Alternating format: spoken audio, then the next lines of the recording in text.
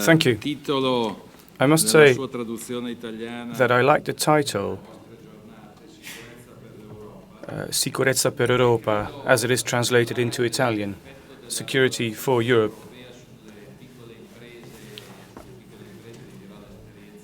Of course, I'll be telling you about the SME perspective in Italy, but having security for Europe is only of use if it can flank all the other measures that need to be put in place so that SMEs can flourish. Now, it sounds paradoxical, but the economic policies in Europe are the more successful policies that we have in Europe. Our foreign policy wasn't as successful, our trade policy wasn't as successful, the monetary policy wasn't as successful, but they all have their part to play, because if Europe is to have a future, then we need to make sure that those other policies are in place and that we get them right, because they all feed into the security that we have in Europe and to the peace that we have in Europe. And that is what companies care about, security and stability, so that they can grow. Now, Europe has reduced duty rates the most. If you look at what is done in trade terms between China and Europe and the US and Europe, then of course that's of importance to SMEs too. But Europe, unfortunately, is the region in the world where at its eastern and southern borders there are wars. So again, foreign policy takes the upper hand as a policy, and that of course is important to companies as well. It's also the region with the main migratory developments in the world. And again, migratory flows also have an influence on how companies operate. But let me now turn to the issue for this panel. As I said, it's a bit of a paradox. The economic policies in Europe were the most successful, and I stand by that statement. But at the same time, rules and regulations are also troublesome. In Italy, there's a bit of ill feeling because of Brussels and the overregulation as we see it, and I think that sentiment is prevalent in other countries in Europe too.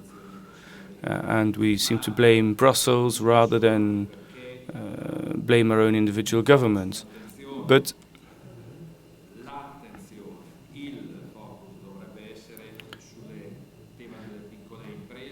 there needs to be a focus on SMEs in Europe, because there are 20.5 million companies in Europe, and 18.7 million of those have fewer than 10 employees. So if you look at the numbers and then look at the employees represent,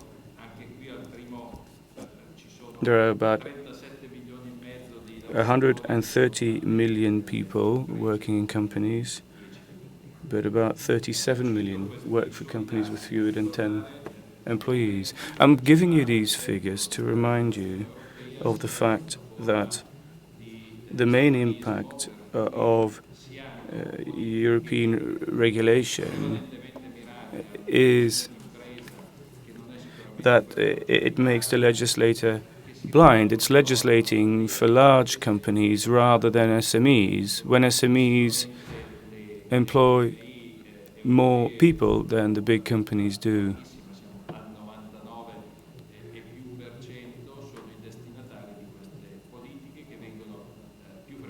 So 99% of the companies, the SMEs, are being affected by rules which have been developed for larger companies, which only represent 1%. Now, of course, we welcomed the fact that with the Small Business Act, people were trying to change things up. But we feel that that particular policy was then abandoned mid-course. And if you look at the current Commission, then it's almost disappeared. There's going to be a revision of the Small Business Act, but that's now not part of the current Commission's work plan.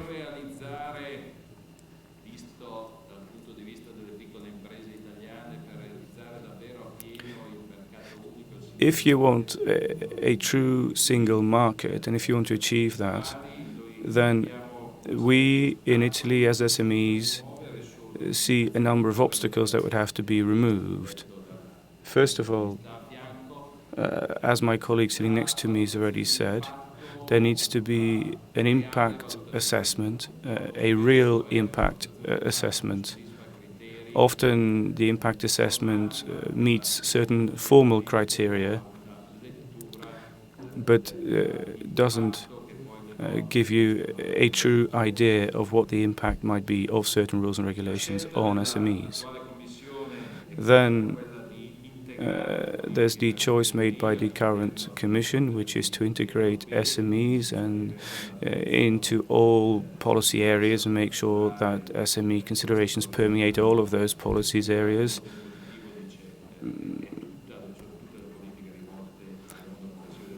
That in itself is a welcome development.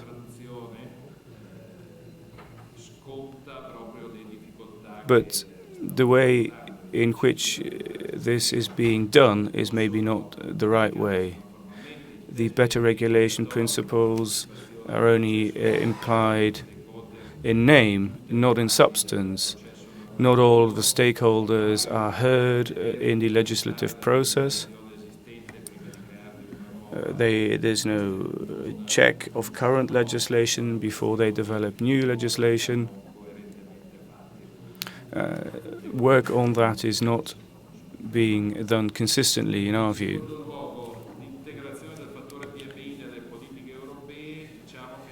Now, making sure that SME considerations are taken into account in other policy areas, well, that can be no substitute for true SME policy in and by itself. And we're back at the Small Business Act. That was a true SME policy, but that needs to be revised so that we can have a future strategy for SMEs in Europe. And that process seems to have stalled. And it's not just about giving visibility to European policy in relation to SMEs. If you want to develop SMEs and promote growth and development, then you need to make sure that SMEs are part of subsequent European semesters, and you need some kind of yardstick to check whether national policies have brought about growth and new jobs.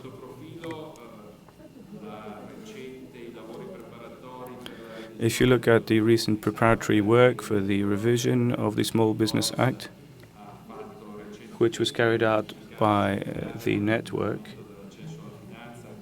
where they look at access to finance, access to markets, less red tape, and so on, then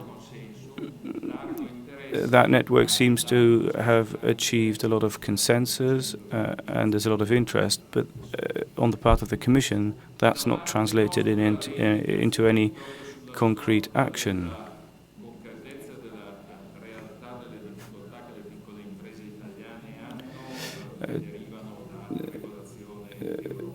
We are weighed down by European rules and regulations in Italy. Our SMEs do suffer from that.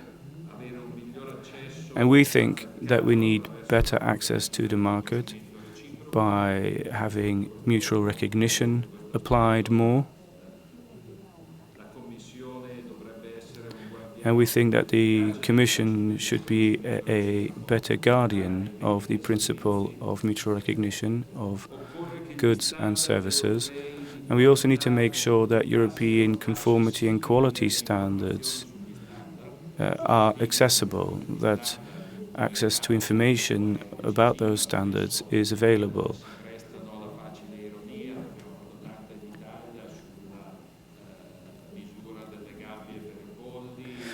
You've got all kinds of rules that apply for cages to keep chickens in, for example, battery hens. But it's quite ironic to have to meet those conditions when the information in relation to those rules and standards is not always available, and that then becomes an obstacle for farmers in Italy, for example. So you need to complete the single market by having information too. We then also need a better balance between the interests of companies and the interests of consumers. SMEs are not micro enterprises, and they're not large companies either. Now, larger companies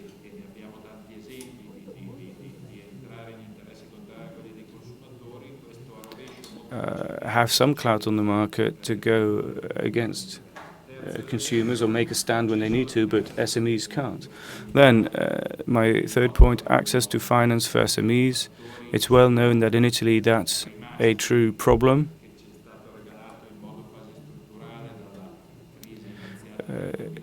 It's a structural problem, really, that we've inherited from the crisis in 2008. And bank loans continued to be the main financing instrument for SMEs. But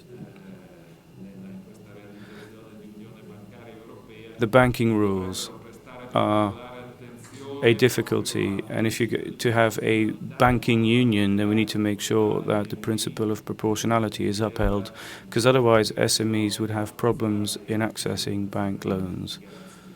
And we'd have problems also in obtaining guarantees from guarantee entities. Then my last point, and I hope I haven't spoken at too much length, we need to make sure that we have a qualified labor force.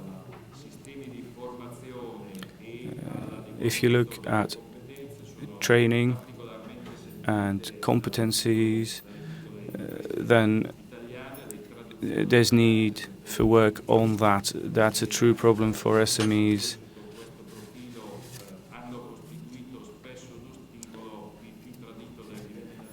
At European level, quite a bit is being done about that, but on that score, we're betrayed by how that has been implemented nationally. So that's more a problem at national level back home than it was in Europe. Training,